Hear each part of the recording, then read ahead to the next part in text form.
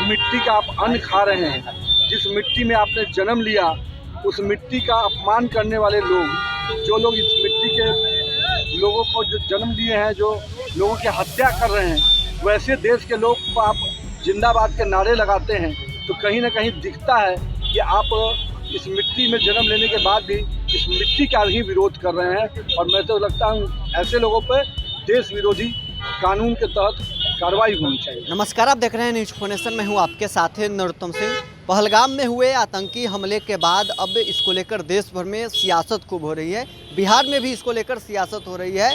राजद के कार्यकर्ता के द्वारा पाकिस्तान जिंदाबाद के नारे लगाए गए। अब इसको लेकर बिहार में खूब सियासत हो रही है। बीजेपी के नेता हैं वो आरजेडी पर कटाक्ष कर रहे हैं। साथ ही बिहार सरकार के मंत्री नितिन नवीन इसको लेकर बड़ा बयान दिए हैं। साथ ही कई सड़कों का आज उन्होंने शिलान्यास भी किया है। साथ में डिप्टी सीएम सम्राट चौधरी भी आपको तस्वीरों में नजर आ रहे हैं। क्या कुछ नितिन नवीन का कहना है और क्या कुछ तस्वीरें हैं, पहले उनका बयान सुनिए। क्योंकि पथ निर्माण विभाग के अंतर्गत पटना एयरपोर्ट को जोड़ने के लिए जो प्रमुख सड़कें हैं, जो शहर के अंदर से जोड़ी जा सकती है, माननीय विधायक संजीव चौरसिया भैया लगातार इस योजनाओं के लिए प्रयासरत थे।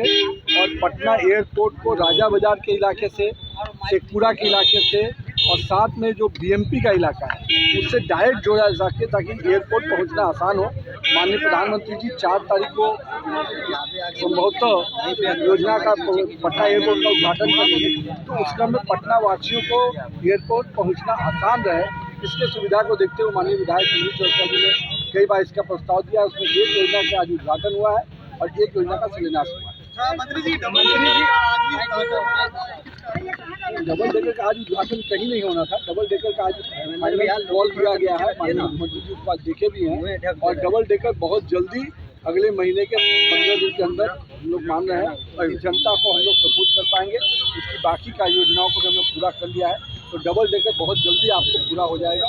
और जो हम लोगों ने 30 अप्रैल का डेट दिया था, 30 अप्रैल के डेट तक वो पूरा हो जाएगा। उसके बाद हम लोग किसी भी समय माननीय मुख्यमंत्री जी से हम लोग उसका उद्घाटन करेंगे। मंत्री जी, एक सवाल है कि पाकिस्तान जिंदाबाद के नारे लगते हैं, लेकिन तेजस्वी यादव चुप्पी साध लेते सवाल को, क्या कहेंगे? शर्म आना चाहिए। जिस मिट्टी का आप अन्न खा रहे हैं, जिस मिट्टी में आपने जन्म लिया, उस मिट्टी का अपमान करने वाले लोग, जो लोग इस मिट्टी के लोगों को जो जन्म लिए हैं, जो लोगों की हत्या कर रहे हैं, वैसे देश के लोग को आप जिंदाबाद के नारे लगाते हैं, तो कहीं ना कहीं दिखता है कि आप इस मिट्टी में जन्म लेने के बाद भी इस मिट्टी का ही विरोध कर रहे हैं। और मैं तो लगता हूँ ऐसे लोगों पर देश विरोधी कानून के तहत कार्रवाई होनी चाहिए। अभी आपने सुना बिहार सरकार के मंत्री नितिन नवीन क्या कुछ कह रहे थे। पाकिस्तान जिंदाबाद के नारे आरजेडी के कार्यकर्ता लगा रहे हैं।